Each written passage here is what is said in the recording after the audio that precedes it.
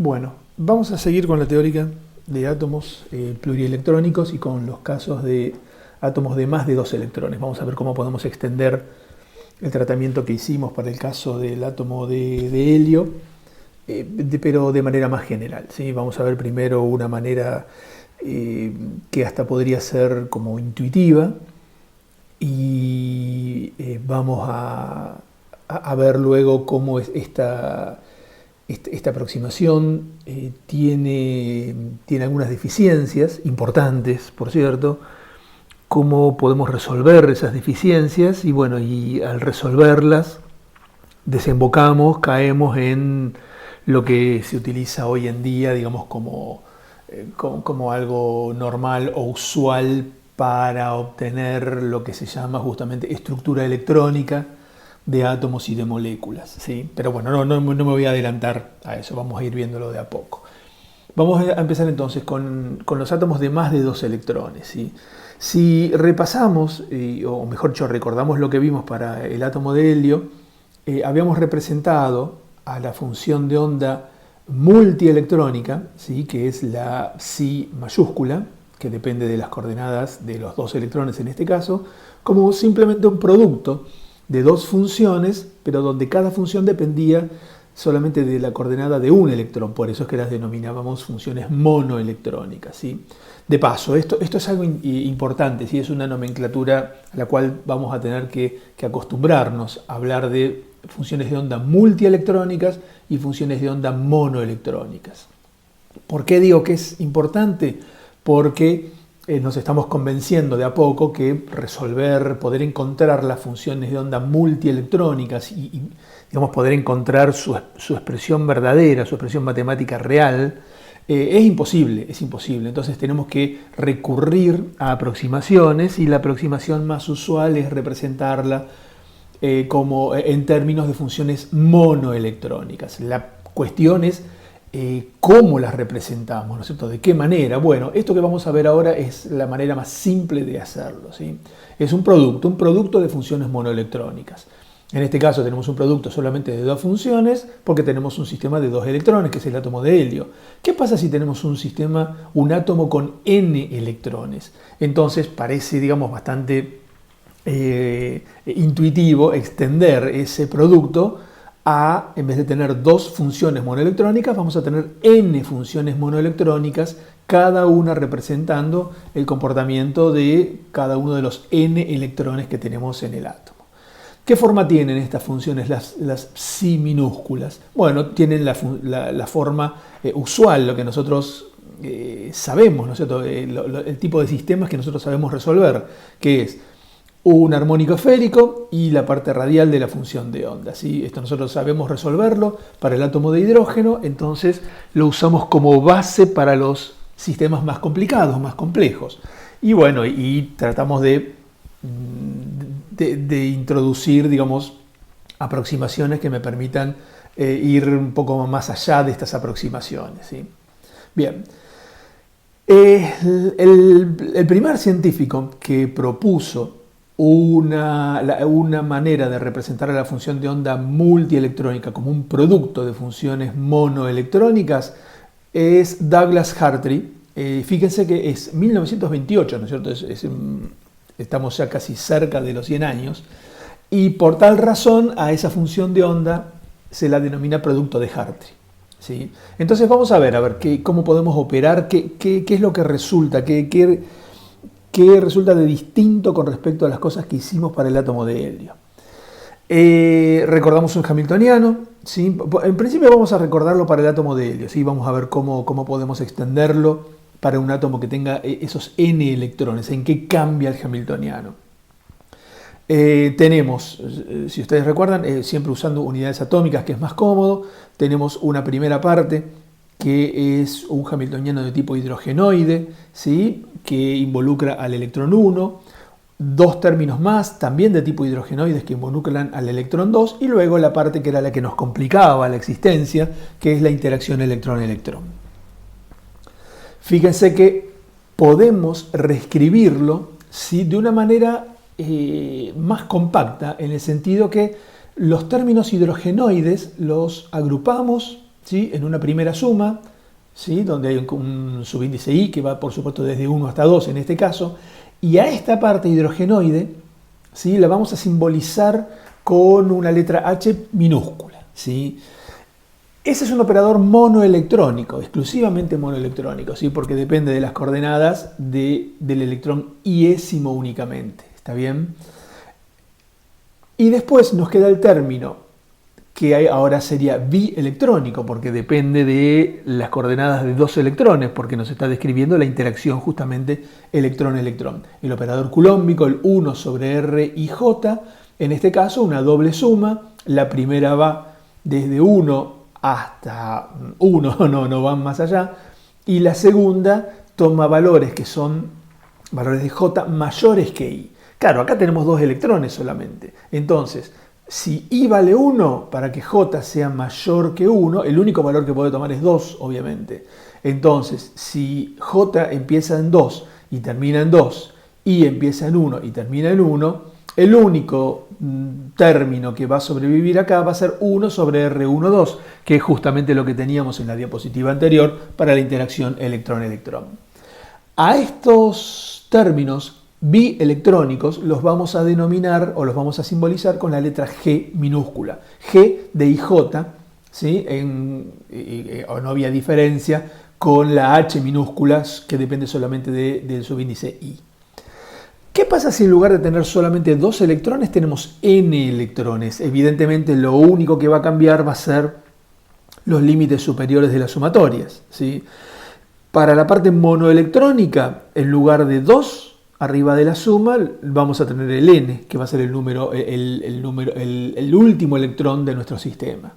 ¿Y qué pasa con la doble suma, la del término bielectrónico? Fíjense que la primera suma para un sistema de 2 electrones está llegando hasta 1, es decir, que está llegando hasta N-1. Y la segunda suma llega hasta 2, es decir, que llega hasta la totalidad de los electrones. Eso es lo que nos está indicando, es que la doble suma de la parte bielectrónica, la primera de las sumas tiene que ir desde 1 hasta N-1. Y la segunda suma empieza en valores de J mayores que I y van hasta N. ¿Por qué mayores que I? Es lo que nos pasaba acá arriba para el átomo de helio. Para no duplicar los casos, ¿sí? Si J tomara los mismos valores que toma I, estaríamos duplicando la repulsión electrón-electrón. A ver, ¿es un problema duplicarla? No, porque lo que podemos hacer es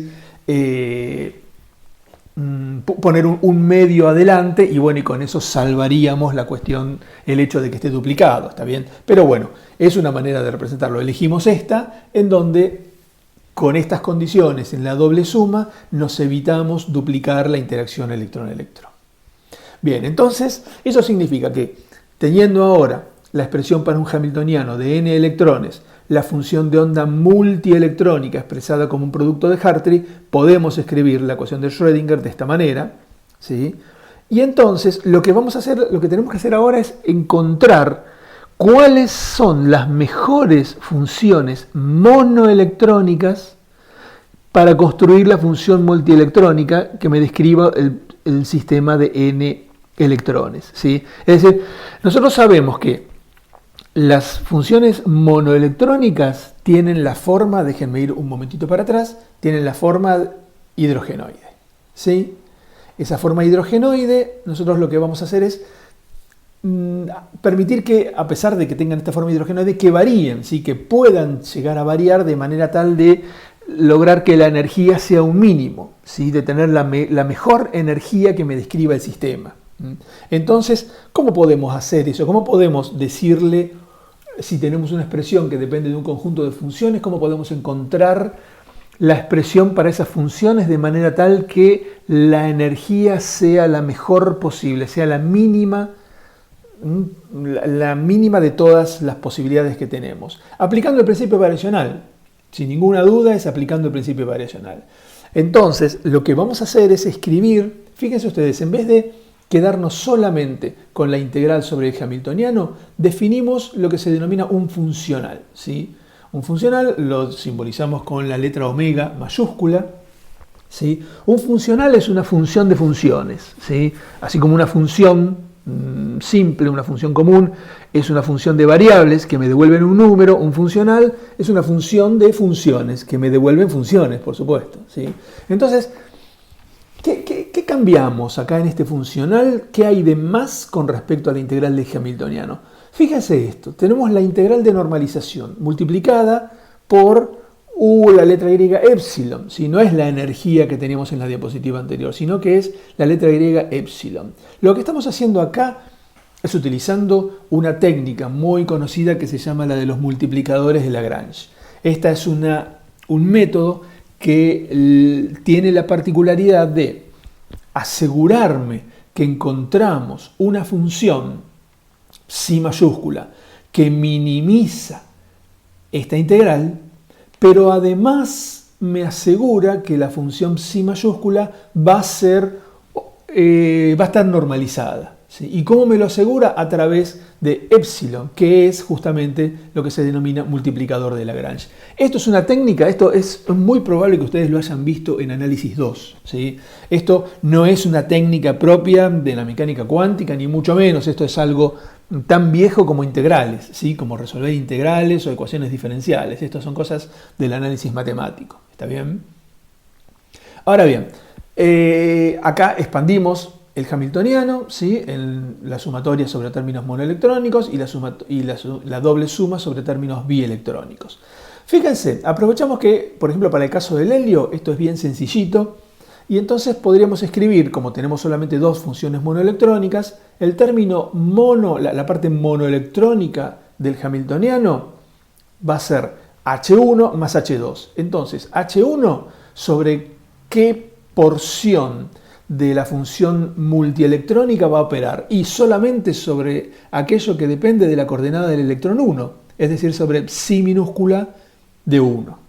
Y el psi minúscula de 2 va a quedar fuera de esa integral, y esto, bueno, vamos a aprovechar después más adelante que si al integrarlo me tiene que dar igual a 1.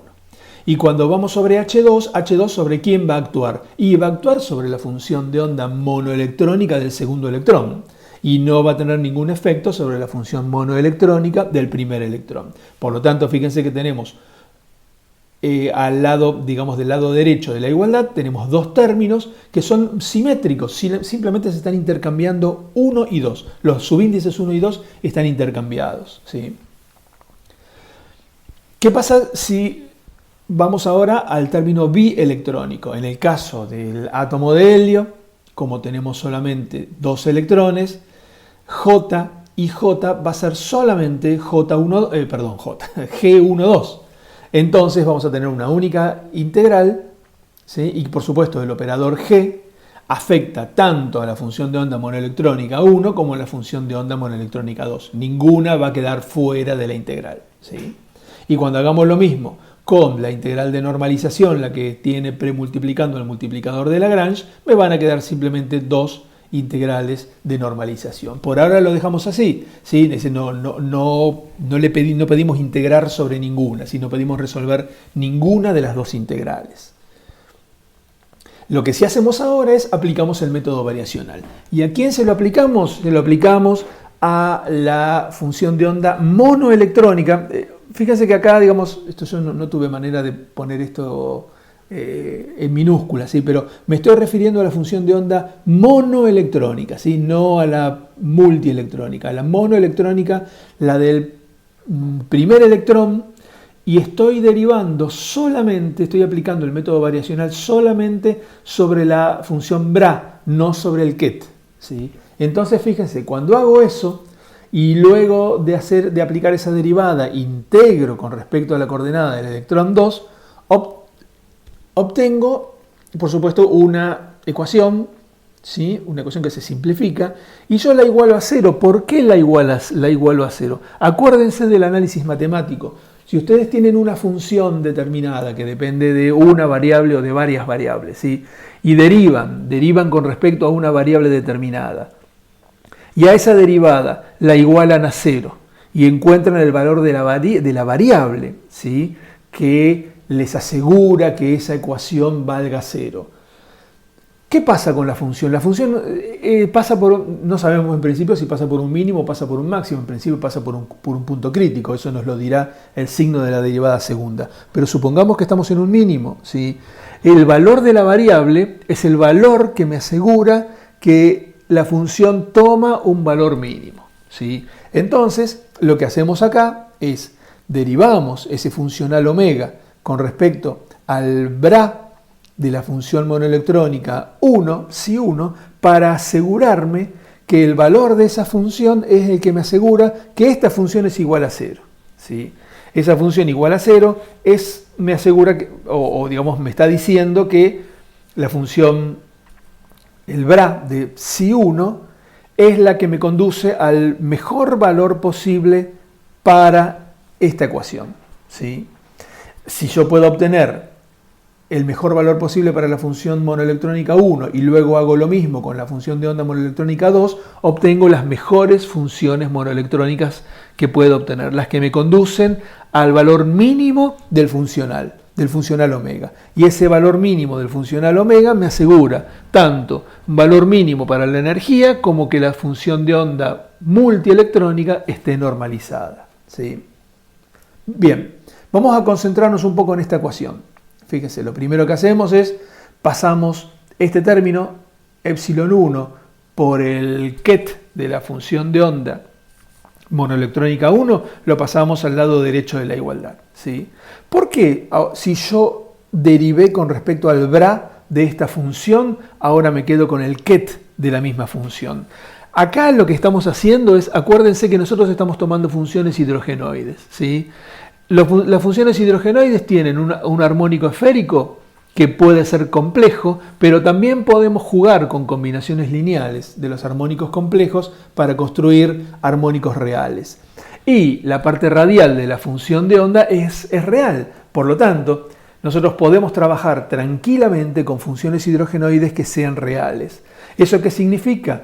Que el bra y el ket van a ser exactamente iguales, porque tomar la compleja conjugada de algo que es real no tiene ningún efecto realmente. Por eso es que yo acá estoy derivando con respecto al bra y luego sigo trabajando con el ket.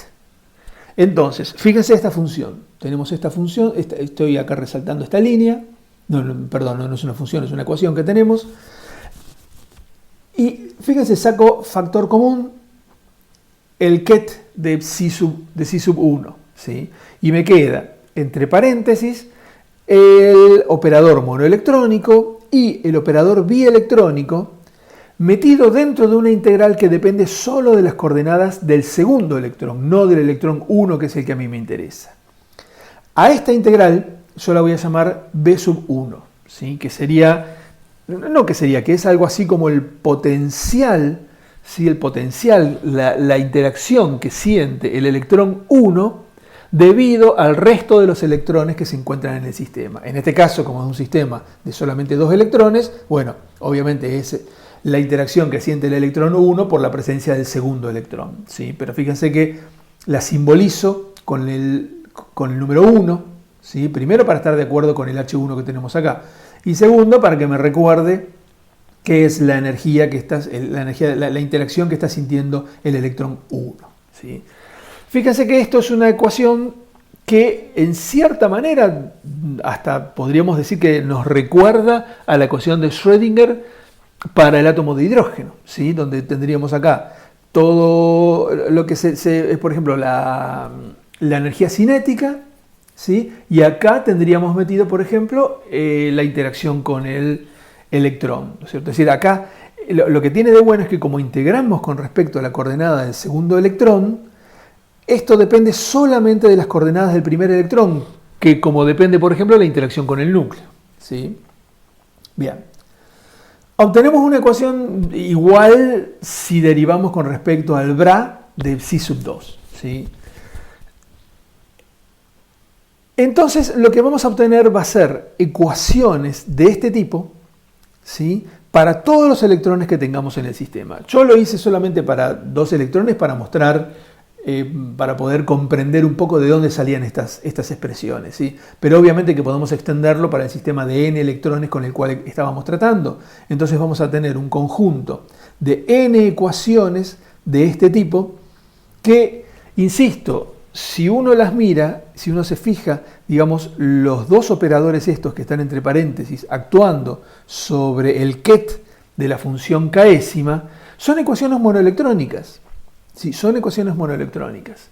Entonces llegamos justamente a conceptos que son realmente importantes, ¿sí? Como son justamente el de ecuaciones monoelectrónicas, el de un potencial efectivo y también el de la autoconsistencia, ¿sí? Son tres conceptos los cuales nos vamos a detener ahora un momento.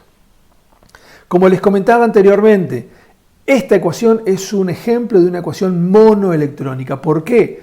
Yo pienso en H y en B como si fueran operadores. Y son operadores que dependen de qué coordenadas, solamente de una coordenada, de la coordenada del electrón K.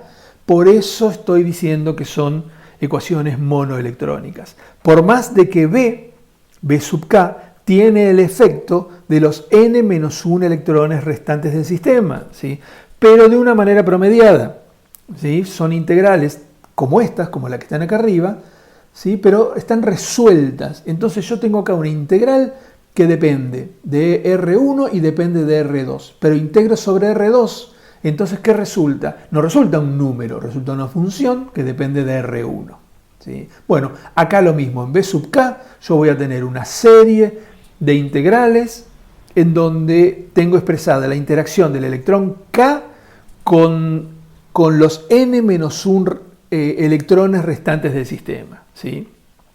Cada una de esas n-1 integrales las resuelvo con respecto a las coordenadas del otro electrón, no del késimo, del otro electrón. Al resolverlas, ¿con qué me quedo? ¿Tengo un número? No, no tengo un número. Tengo una función que depende de las coordenadas del electrón késimo. Por eso, si esta B depende de las coordenadas del electrón K y H depende de las coordenadas también del electrón K, esto es una ecuación monoelectrónica, ¿sí? Ni más ni menos. Vamos al caso otra vez, esto es lo que comentábamos recién, el concepto de potencial efectivo, ¿sí? Cada uno de los electrones está sintiendo una interacción promediada con respecto a los n-1 electrones restantes, ¿sí? Decimos que es promediada simplemente porque, bueno, nosotros integramos con respecto a una de las coordenadas, ¿sí? A la del segundo electrón, por ejemplo, para quedarnos con una función que depende de las coordenadas del primero de los electrones, para poder seguir trabajando con ese potencial. Entonces, no estamos resolviendo toda la integral, sino que resolvemos solamente, si uno quiere, lo puede pensar como que estamos resolviendo la mitad de la integral para obtener una función, y entonces esa función meterla dentro del conjunto de n ecuaciones que teníamos en la diapositiva anterior. En ese sentido, decimos que la interacción se está calculando de una forma promediada, ¿sí? Fíjense lo que yo les comentaba anteriormente. Acá tenemos al electrón 1 interactuando con los n-1 electrones. La sumatoria ahora va desde, para representar la interacción con los n-1 electrones, desde digamos, el subíndice J, que barre todos los valores, excepto el 1. ¿Sí? Por supuesto no tiene sentido la interacción del electrón consigo mismo. ¿Sí? Entonces acá adentro voy a tener n-1 integrales.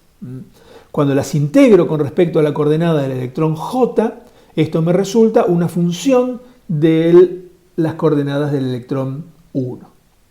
Entonces, fíjense, acá adentro cambio levemente la nomenclatura y tengo una B que depende de dos coordenadas, de 1 y de J, los electrones 1 y el electrón J, que son los electrones que están interactuando mediante esta integral. ¿Sí? Bien, la J obviamente está integrada, en realidad no hay una dependencia explícita ahora de J porque lo integré, ¿está bien? Pero sí existe la dependencia explícita con respecto a la coordenada del primer electrón. Bien. Acá viene un concepto también que es muy interesante, que está relacionado con esta cuestión de las ecuaciones monoelectrónicas y de los potenciales efectivos. Y es el de electrones independientes, ¿sí? Fíjese, vamos a reescribir,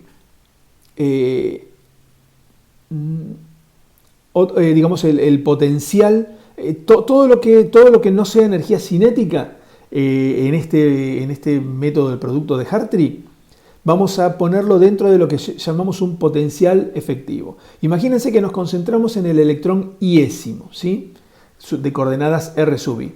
Entonces, ¿qué vamos a tener? Vamos a tener la interacción con el resto de los electrones. Fíjense que esta expresión es similar a la que tenemos acá arriba, en donde reemplazamos el 1 por el i, ¿sí? Entonces, esta sumatoria da cuenta de la interacción promediada del electrón I con el resto de los n-1 electrones del sistema. Y tenemos además la interacción con respecto al núcleo, ¿sí? Acá simplificamos un poco la notación, ¿sí? Siguiendo lo que tenemos escrito acá arriba. Y entonces, a la suma de estos dos términos, la interacción con el núcleo y la interacción promediada con el resto de los electrones, lo llamamos un potencial efectivo sobre el electrón iésimo. Entonces, fíjense, podemos escribir un hamiltoniano efectivo. El hamiltoniano efectivo para el electrón iésimo, por ejemplo, va a ser la suma de la energía cinética y la energía potencial, donde ahora la energía potencial viene dada por el potencial efectivo que escribimos acá arriba, ¿sí? Ahora bien, olvídense de la forma del potencial efectivo. Esto que está escrito acá, ¿no tiene la pinta de un hamiltoniano hidrogenoide? Sí, es un hamiltoniano hidrogenoide porque depende solamente de las coordenadas del electrón de interés y no de las coordenadas del resto de los n-1 electrones. Por lo tanto, es un hamiltoniano hidrogenoide. Vamos a tener una serie de hamiltonianos hidrogenoides, ¿sí? N hamiltonianos hidrogenoides.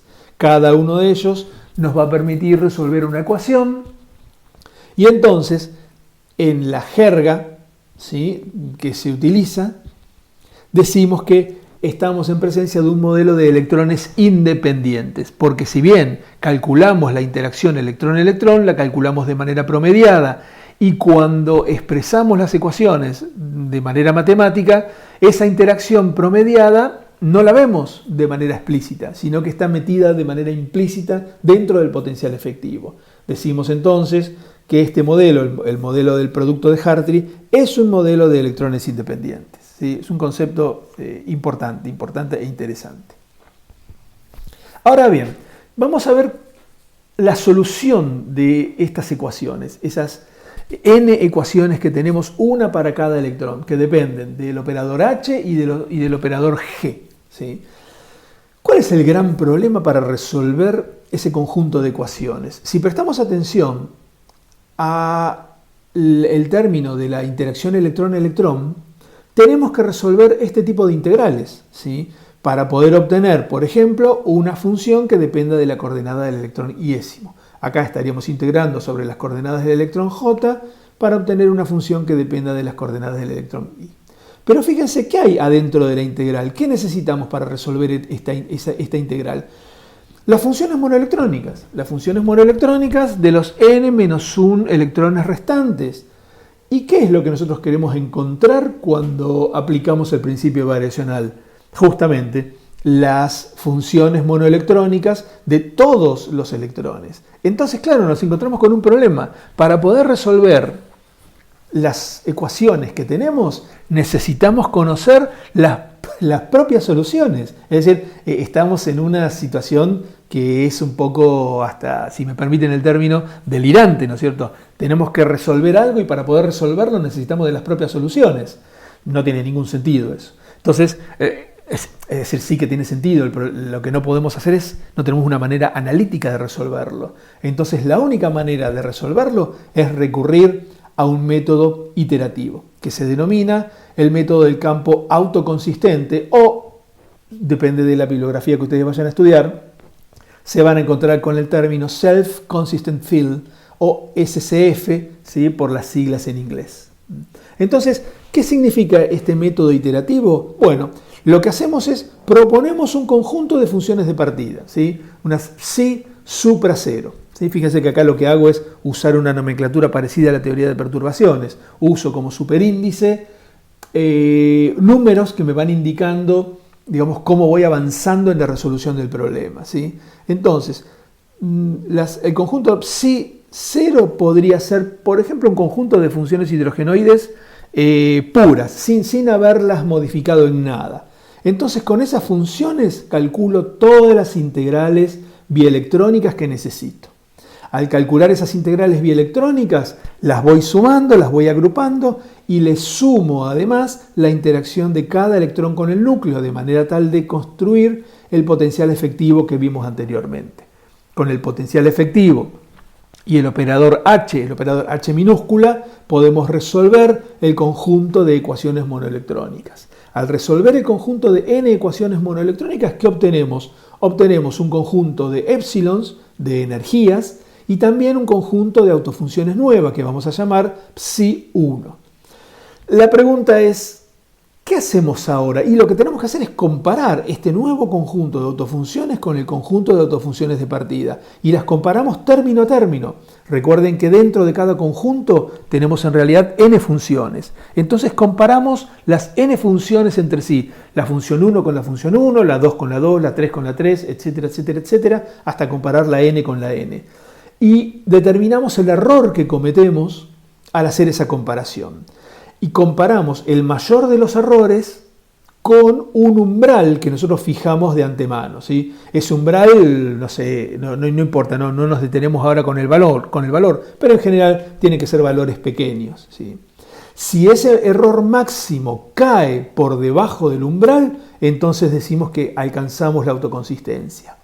Si no, si el error todavía es muy grande, lo que hacemos es, venimos ahora con el conjunto 1 y calculamos las integrales. Generamos un nuevo potencial efectivo, resolvemos un nuevo conjunto, resolvemos nuevamente las ecuaciones monoelectrónicas para encontrar n funciones monoelectrónicas nuevas, que las simbolizamos genéricamente como el conjunto psi2. Y ahora, ¿qué hacemos? Comparamos psi2 con psi1 y las volvemos a, comparar el mayor error con el umbral prefijado.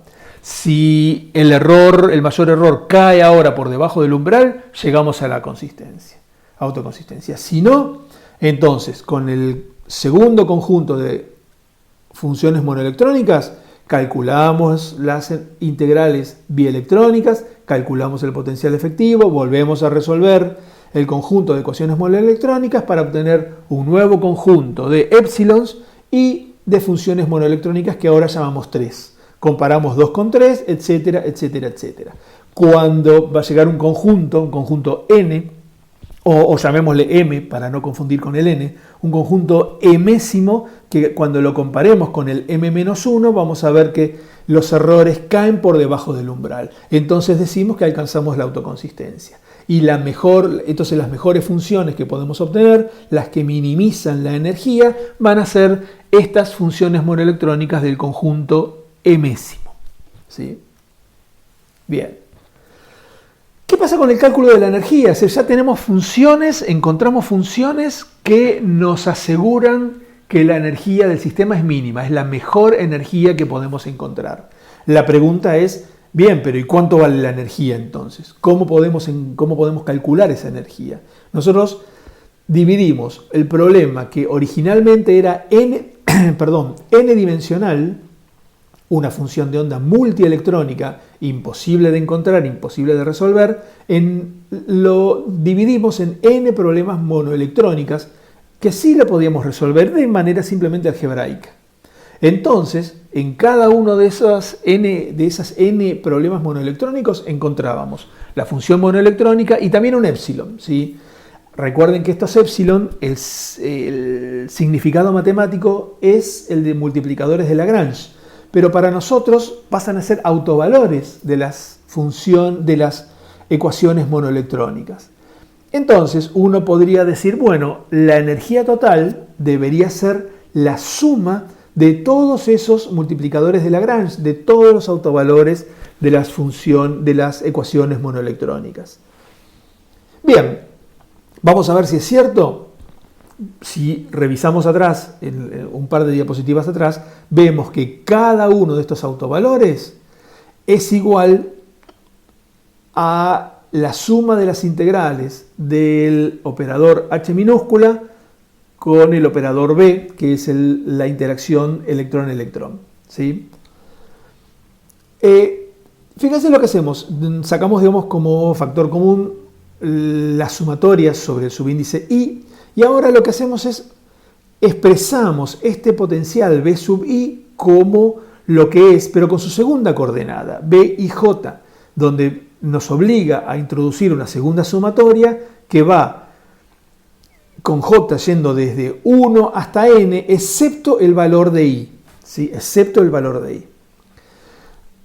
Ahora vuelvo a meter la sumatoria sobre I dentro de estos paréntesis grandes, ¿sí? ¿Por qué? Porque me interesa esta segunda sumatoria. Fíjense esta segunda sumatoria, como quedó la primera no hay ningún problema, ¿sí? El operador H, el operador monoelectrónico, se comporta muy bien, de manera muy noble, así que bueno, esto no me afecta en nada. Pero fíjense la segunda sumatoria. Fíjense la segunda sumatoria. Piensen, piensen conmigo, a ver, piensen un caso con dos electrones, ¿sí? El N es igual a 2. Entonces, imagínense, yo fijo ahí en 1. J, ya 1 no puede valer, pero sí puede valer 2. Es decir, que acá voy a tener a este operador, al G va a ser 1, 2. ¿Sí? 1, 2. Ahora I puede valer 2, porque fíjense que la sumatoria no está llegando hasta N menos 1, sino que llega hasta N. Es decir, que I puede valer 2. Si I puede valer 2, J no puede valer 2, pero sí puede valer 1. Es decir, que vamos a tener acá una integral donde G va a ser 2, 1. ¿Sí? Pero G12 y G21 es exactamente el mismo. Es decir, que esas dos integrales, ¿sí? Las integrales sobre G12 y sobre G21 valen exactamente lo mismo. ¿Qué significa eso? Que estamos contando por 2 la interacción electrón-electrón. ¿Sí? Fíjense, esto es lo que yo les quería comentar. Lo que tenemos a la izquierda de la desigualdad es la doble suma que vimos en la diapositiva anterior. Y lo que tenemos a la derecha de la desigualdad es la sumatoria tal como la habíamos escrito cuando expresamos la energía para el producto de Hartree, ¿sí? Es decir, estas dos dobles sumas no son iguales. Es más, en realidad, para que se hagan iguales, tengo que multiplicar por 2 el término que aparece a la derecha, ¿sí? Por lo tanto, si yo utilizo esta igualdad que aparece acá en el medio de la diapositiva y con esta igualdad vengo a la expresión para la energía, me encuentro con esto. ¿Sí? Me encuentro con esto. ¿Esto es igual a la energía? No, no es igual a la energía. Es igual a la energía si en lugar de un 2 acá hubiese un 1. ¿Sí? Entonces lo que hacemos es, como la repulsión electrónica está contada 2 veces, lo que hacemos es lo siguiente. Fíjense, esto... Acuérdense ustedes cómo empezó toda esta historia. Igualamos todo esto a la sumatoria de los epsilon. Entonces, si este 2 yo lo divido en 1 más 1, a uno de los términos lo paso restando de este lado, fíjense. Y me quedo de este lado, digamos bien extremo al extremo derecho de esta ecuación, me quedo solamente con un término, que es esto que aparece acá abajo. Esto que aparece acá abajo, esto sí es la energía para un sistema de n electrones donde la función multielectrónica viene dada por el producto de Hartree. Y esto también, ¿sí? Acabamos de ver que esta primera ecuación es exactamente igual a esta segunda ecuación, ¿sí? En virtud de este 2 que aparecía acá y que lo dividimos en 1 más 1. Fíjense que acá hay un signo menos, ¿sí? Que es el resultado de que uno de los dos términos que aparecen acá, al dividir esto en 1 más 1, lo pasé restando. Entonces, la energía en realidad no es igual a la sumatoria de autovalores de las funciones monoelectrónicas, sino que es igual a la sumatoria de los autovalores menos la repulsión electrón-electrón, que tenemos que considerarla porque al resolver las ecuaciones monoelectrónicas, nosotros consideramos a la repulsión electrón-electrón 2 veces por duplicado, porque en cada una de las n ecuaciones estuvimos considerando explícitamente a la repulsión electrón-electrón. Entonces, por ejemplo, cuando resolvimos la ecuación para el electrón 1, contamos la repulsión con el electrón 2, 3, 4, 5, etcétera, etcétera. Cuando resolvemos la ecuación para el electrón 2, volvemos a contar su repulsión con el electrón 1. La contamos 2 veces. Bueno, de esa doble repulsión tenemos que dar cuenta, y damos cuenta ahora. ¿Sí? Damos cuenta ahora pasando uno de los términos de la repulsión electrón-electrón, restando para el lado de la suma de los autovalores. Es decir, que ¿cómo calculamos la energía de un sistema de n electrones donde la función de onda multielectrónica se representa como un producto de Hartree? O con esta expresión que está acá o con la expresión que está abajo. Con cualquiera de las dos, da exactamente lo mismo. Bien, fíjense que aplicamos el principio variacional, ¿sí? Pero no dijimos nada, no dijimos qué pasaban con los parámetros variacionales, ¿sí? El principio variacional tiene sentido cuando hay parámetros variacionales, obviamente, y nosotros los vamos variando de manera tal que me permitan minimizar, en este caso, la energía, ¿sí? Pero no dijimos absolutamente nada sobre esto. Entonces, ahora es donde vamos a prestar un poco más de atención a las limitaciones que tiene expresar a la función de onda multielectrónica como un simple producto de funciones monoelectrónicas, ¿sí? Lo primero principal es que los electrones son indistinguibles, ¿sí? El hecho de que yo hable de las coordenadas del electrón 1 y las coordenadas del electrón 2 está bien, pero a mí me sirve eso simplemente como para trabajar desde un punto de vista matemático, ¿sí? Para manipular las ecuaciones, etcétera, etcétera. Pero pensar en que yo puedo distinguir un electrón del otro no tiene ningún sentido, no tiene ningún sentido en absoluto. ¿Eso qué significa? Significa que cuando escribimos la función de onda para el átomo de helio como un simple producto de dos funciones monoelectrónicas, esta función es incorrecta porque está distinguiendo a los electrones, ¿sí? Esto me está diciendo que al electrón 1 yo lo coloco, entre comillas, en la función 1s1 y al electrón 2 lo coloco en la función 1s2. Es decir, los coloco ahí y no dejo que se muevan en otra situación. Entonces estoy diciendo, bueno, al electrón 1 yo sé dónde está y al electrón 2 yo también sé dónde está. Eso es pretender distinguir a los electrones. Y no se puede hacer eso, no se puede hacer eso. Los electrones son indistinguibles. Por lo tanto, en realidad yo lo que debería poder escribir es una combinación lineal, puede ser con un más o con un menos, ya veremos ahora cuál es la que sirve, en donde yo le permita a los electrones intercambiar de función. Fíjense, acá, digamos, a la derecha de la igualdad, el primer término que aparece sigue teniendo el electrón 1 en la función 1 y el electrón 2 en la función 2. Pero el segundo término ahora tiene al electrón 2 en la función 1 y al electrón 1 en la función 2. Es decir, se intercambiaron. Entonces, al intercambiarse, yo estoy diciendo de manera velada que los electrones son indistinguibles. Los electrones pueden estar en cualquiera de las dos funciones, ¿sí? ¿Y cómo logro esto? Con una combinación. Será con un más 1 o con un menos 1, lo veremos qué es lo que nos conviene. Bien, hasta ahora no usamos el spin electrónico, ¿sí? ¿Se acuerdan que nosotros habíamos puesto énfasis en que necesitamos el valor del spin electrónico para poder definir totalmente a una función de onda? ¿Sí? La función de onda tiene su armónico esférico, que depende de los números cuánticos L y M sub L, tiene su parte radial, que depende de los números cuánticos N y L, pero me está faltando el número cuántico M sub S. M sub S es lo que me indica el spin electrónico, una propiedad intrínseca del electrón, y que puede tomar dos valores, ¿sí? Más un medio y menos un medio, que lo representábamos por las funciones alfa y beta.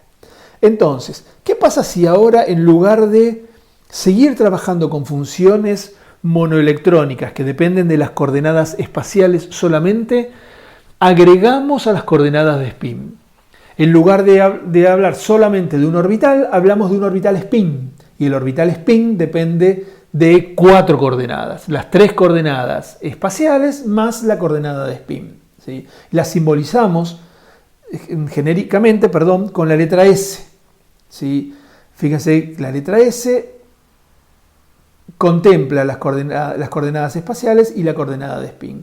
Entonces, ahora la función multielectrónica va a depender, en lugar de las coordenadas R1, R2 hasta Rn, de las coordenadas S1, S2 hasta Sn, ¿sí?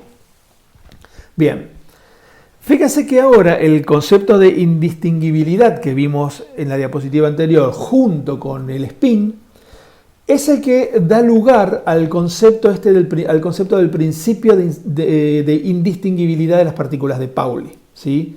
Debido justamente a Wolfgang Pauli. ¿Qué significa esto? Vamos a empezar escribiendo un operador permutación, ¿sí? Un operador permutación, P y J, es aquel que permuta las coordenadas de dos partículas cualesquiera, en este caso la I y la J. Entonces, si tenemos una función de onda multielectrónica, ¿sí? Con n partículas, ¿sí? Incluidas la I y la J, el operador P y J lo que hace es, el efecto que tiene es permutar las coordenadas de esas dos partículas. A las coordenadas de la partícula I las manda a la J y las de la J la manda a la I, ¿sí? Fíjense la permutación que tenemos escrita acá. Bien, como todo operador, podemos preguntarnos si este operador tiene autovalores, y si tiene autovalores, ¿cuánto valen? Fíjense, lo primero que queda claro es que si yo el operador permutación lo aplico dos veces, es lo mismo que no hacer nada. Fíjense lo siguiente, imagínense que yo tengo un operador, el operador permutación y J, y lo aplico sobre esta función, ¿sí? Pero yo no estoy interesado ahora en el efecto de la permutación. Lo que quiero ver son sus autofunciones y sus autovalores. La función va a seguir siendo la misma y el autovalor, digamos, C, que yo por ahora no lo conozco. Aplico el operador otra vez, ¿sí? Al aplicar el operador otra vez, significa operar sobre esta función de arriba, sobre el operador P dos veces. El operador P operando sobre C, que es una constante, no tiene ningún sentido, así que las puedo intercambiar. Es decir que C se va más afuera, fíjense acá en la segunda ecuación, y me queda el operador P otra vez actuando sobre la función de onda multielectrónica. Y al actuar sobre la función de onda multielectrónica tenemos el mismo resultado que teníamos acá arriba, es decir, otra vez C por la función de onda original. C por C me da C cuadrado. Esto significa que al aplicar el operador permutación dos veces, primero y principal, ¿qué obtengo? La primera vez me intercambia las coordenadas I y J, pero la segunda vez las vuelve a intercambiar, es decir, que las vuelve a su posición original. Y a su vez, el operador actuando sobre sus autofunciones para dar sus autovalores, me devuelve C cuadrado sobre la misma, multiplicada por la misma función. ¿Eso qué significa? Que C cuadrado tiene que ser igual a 1. ¿Qué valores puede tomar C de manera tal que al elevarlo al cuadrado me dé 1? Solamente dos valores, más 1 y menos 1. Eso significa que aplicar el operador P, permutación, ¿sí? De dos partículas cualesquiera, I y J, a una función multielectrónica, yo obtengo exactamente la misma función multiplicada por más 1 o por menos 1. ¿Sí?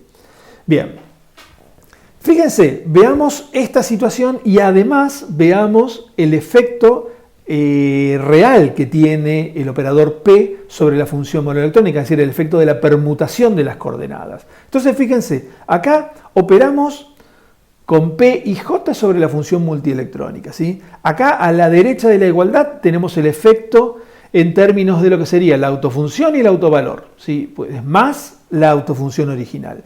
Y debajo del efecto del operador P sobre la función de onda multielectrónica, tenemos a la función de onda multielectrónica, pero con las coordenadas de las dos partículas intercambiadas.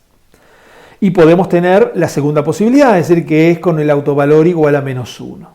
Entonces se nos presentan dos situaciones, esta que está acá, que la estoy remarcando acá con el cursor, y la segunda que tenemos acá abajo. Es decir que por acción del operador permutación de dos coordenadas, la función de onda puede resultar simétrica frente al intercambio, que es, digamos que la función de onda no cambia de signo al intercambiar las coordenadas, o bien que la función de onda cambie de signo cuando se intercambian las coordenadas. Es Entonces, en el primer caso hablamos de funciones de onda simétricas frente al intercambio de las coordenadas de las partículas, mientras que en el segundo caso, en la ecuación de más abajo, decimos o hablamos de funciones de onda antisimétricas frente al intercambio de las coordenadas de dos partículas cualesquiera, ¿sí? Recuerden, simétrica es cuando la función de onda original queda multiplicada por más 1 y antisimétrica es cuando la función original queda multiplicada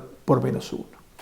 Pauli mostró que las partículas que tienen spin semientero, como los electrones o los protones, por ejemplo, están descritas por funciones de onda antisimétricas, es decir, se cumple la condición que aparece más abajo. Mientras que partículas con spin entero, por ejemplo, fotones, necesitan o vienen descritas por funciones de onda simétricas, es decir, la ecuación que está más arriba. En el primer caso, partículas con spin semientero, hablamos de fermiones.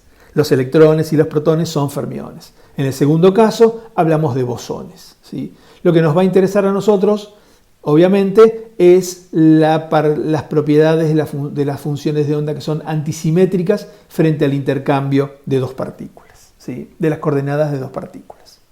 Bien.